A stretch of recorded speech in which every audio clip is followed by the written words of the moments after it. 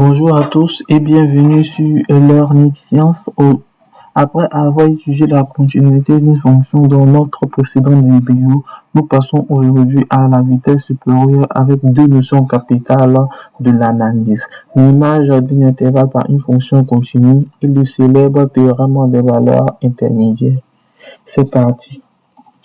Donc, au sommaire, en premier, nous verrons l'image d'un intervalle par une fonction continue et nous terminerons par le théorème des valeurs intermédiaires et quelques propriétés qui en découlent. Donc, théorème fondamental. Donc, premier théorème qu'on verra qui a dit ici, si f est une fonction continue sur l'intervalle k, alors l'image de k par f, notée f de k, est aussi un intervalle. Ici, à noter que le terminal le plus important, ce n'est pas de comprendre, de connaître les démonstrations des théorèmes là, c'est de les comprendre et de savoir les appliquer. Donc, ce théorème là, il dit quoi? Lorsqu'on a une fonction continue,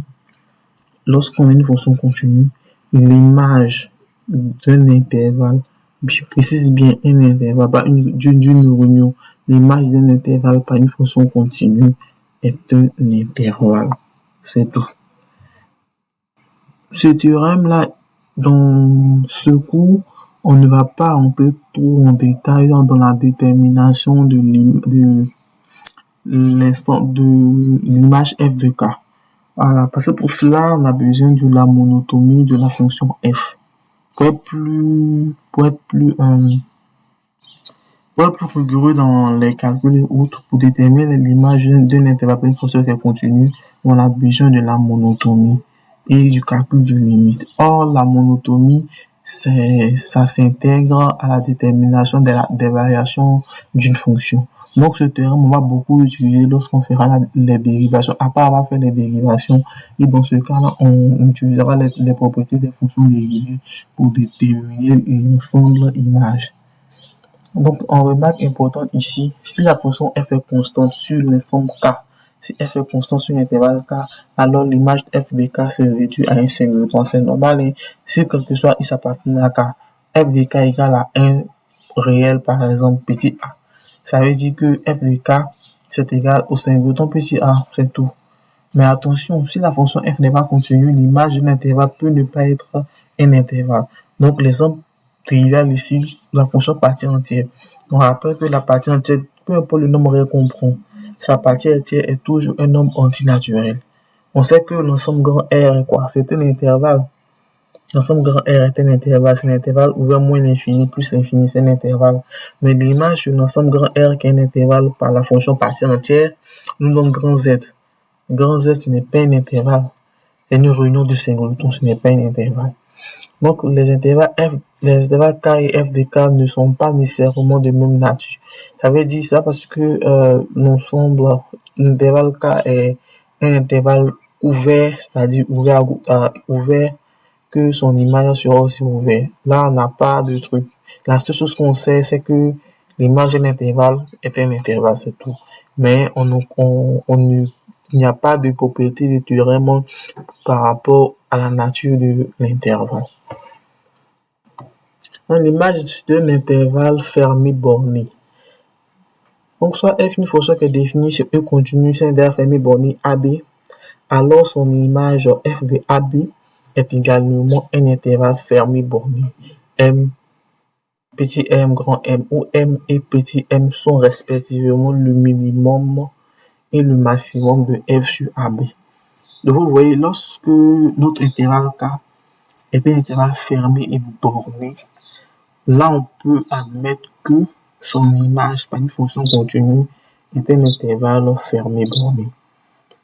Donc, c'est ici seulement qu'on a une information sur la nature de l'intervalle. Donc, en conséquence majeure, quel que soit il appartenant à l'intervalle AB, on a la fonction f de x est comprise entre petit m et grand M. Et la fonction f est aussi bornée sur l'intervalle. Les valeurs minimales m et la maximale grand M sont effectivement atteintes par la fonction f sur l'intervalle AB. Voilà, donc ce théorème, ces deux notions de fonction de maximum et minimum atteintes par la fonction f là Tout ça, c'est admis. Hein. Tous les théorèmes qu'on voit, c'est des théorèmes qui sont admis. Voilà, donc on peut comme ça. Et le plus important, c'est d'essayer de comprendre. Mais ne vous inquiétez pas, on fera des exercices là-dessus pour mieux comprendre la détermination des maximums et des minimums. Ça, c'est des trucs que vous avez l'habitude de faire en seconde. Vous avez une fonction qui est donnée par rapport à l'extension de la fonction pour déterminer le maximum de l'expression, le minimum de l'expression. Donc, c'est ce qui est dit ici. Si la fonction f est continue, c'est un intervalle qui est fermé et borné, son image f de cet intervalle fermé borné est aussi un intervalle fermé borné. Donc, en conséquence, ça veut dire que la fonction f de x est bornée sur le segment AB et qu'elle atteint ses bornes sur le segment AB. C'est ce que ça veut dire ce théorème-là. On passe maintenant au théorème des valeurs intermédiaires. Soit f une fonction continue sur un intervalle k et soit AB deux éléments de k pour tout y0 compris en f de AB et f de B, il existe au moins un réel i0 compris entre A et B tel que f de i0 égale à y0. C'est ça le théorème des valeurs intermédiaires. On a une fonction f qui est continue sur un intervalle k. On a deux éléments de l'intervalle k qui sont grand petit a et petit b. Si vous voulez, on met un ordre tel que petit a est plus petit que petit b.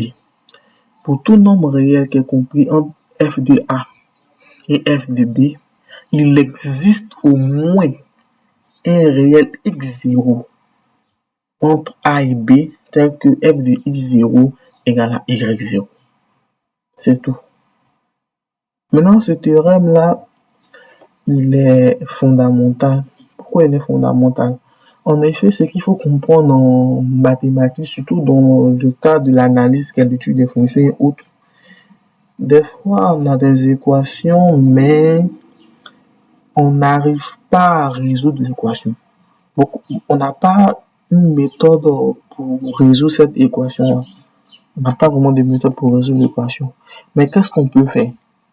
On peut essayer de démontrer par rapport à la nature de l'équation, essayer d'écrire une fonction et de démontrer que cette équation-là admet une solution. C'est-à-dire, on montre que l'équation qu'on a, par exemple, ici, pour l'équation x plus cosinus x égale à 0, bon, directement, c'est comme si nous avons cette équation-là équivalente à cosinus x égale à moins x.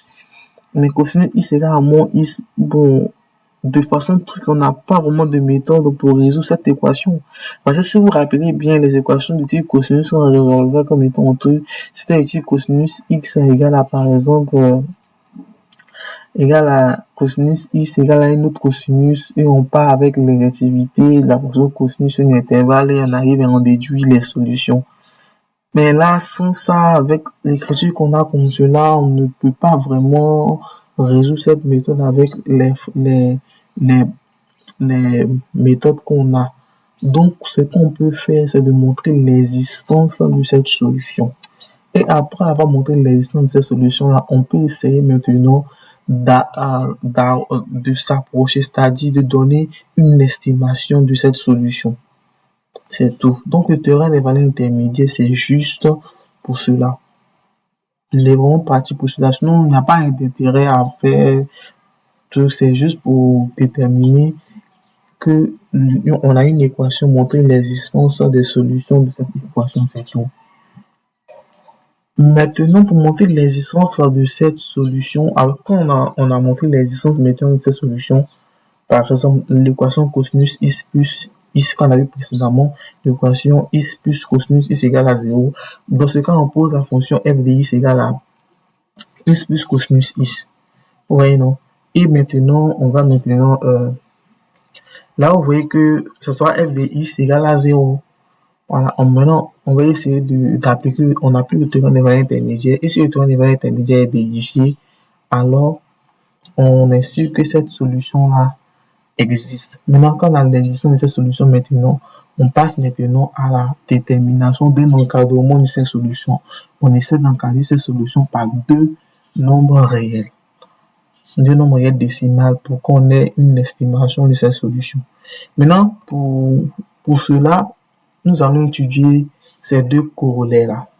Donc, si la fonction f est continue sur cet intervalle AB fermé borné, s'il existe tel que le produit des deux, par exemple, f de A fois f de B est négatif, ça veut dire que AB, f de A et f de A et f de B sont des signes contraires, alors l'équation f de X égale à 0 admet au moins une solution dans l'intervalle ouvert AB. C'est tout. Donc, vous voyez, c'est vraiment, on va beaucoup parler du théorème des valeurs intermédiaires, mais en gros, c'est avec ces corollaires qu'on va le plus travailler. Parce qu'une équation, une équation écrite sous la forme, par exemple, quand vous prenez l'équation, je sais pas, prenons l'équation x carré égale à 1 comme ça. L'équation x carré égale à 1, on peut la réécrire sous la forme x carré moins 1 égale à 0. Vous voyez, non? Donc, dans ce cas, on définit la fonction f de x égale à x carré moins 1. Et on utilise cette fonction-là sur un intervalle donné pour voir si le théorème des valeurs intermédiaires s'applique pour la résolution de cette équation.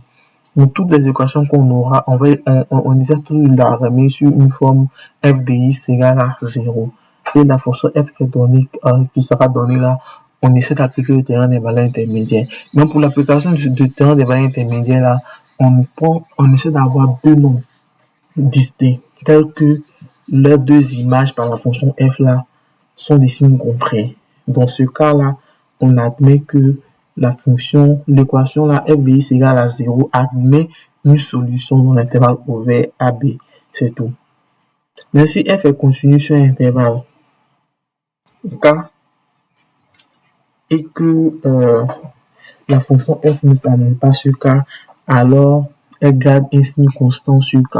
C'est-à-dire, si on a un intervalle K, par exemple, l'intervalle AB comme ça, si pour tout x appartenant à AB, f de x est strictement supérieur à 0, alors la fonction f de x ne s'annule pas sur l'intervalle AB. C'est tout. Donc, en gros, c'est ça.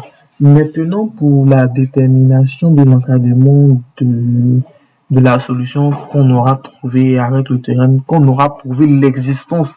Parce que c'est ça, on commence d'abord, on prouve d'abord l'existence de la solution et ensuite, maintenant, on passe à la détermination de l'encadrement de la solution. Donc, pour l'encadrement de la solution, là, il y a plusieurs méthodes, mais la méthode la plus utilisée, c'est la méthode de dichotomie. La méthode de dichotomie, ne vous inquiétez pas, nous ferons des exercices là-dessus pour mieux comprendre. Parce que le théorème des valeurs intermédiaires, c'est pas un théorème qui est vraiment compliqué à il faut juste le mémoriser. On a une fonction f qui est continue sur l'intervalle fermé AB. Si elle est continue sur l'intervalle fermé AB, alors pour tout y0 appartenant compris entre f de A et f de B, il existe un nombre précédent pour ce y0 là, c'est tout. C'est tout ce que le théorème des valeurs intermédiaires dit. Maintenant, on peut réécrire le théorème des valeurs intermédiaires comme le corollaire suivant. Si la fonction f est continue sur l'intervalle AB, s'il existe tel que les produits f de A par f de B est négatif, ça veut dire f de A et f de B sont de signes contraires, alors l'équation f de x égale à 0 admet une solution dans l'intervalle ouvert AB. La plupart du temps, c'est ce qu'on va utiliser. La plupart du temps, on va utiliser le corollaire du théorème des valeurs intermédiaires, la recherche des zéros. C'est ce qu'on va utiliser la plupart du temps. Voilà. Maintenant, après avoir montré l'existence maintenant de la solution, on passe maintenant à l'encadrement de la solution.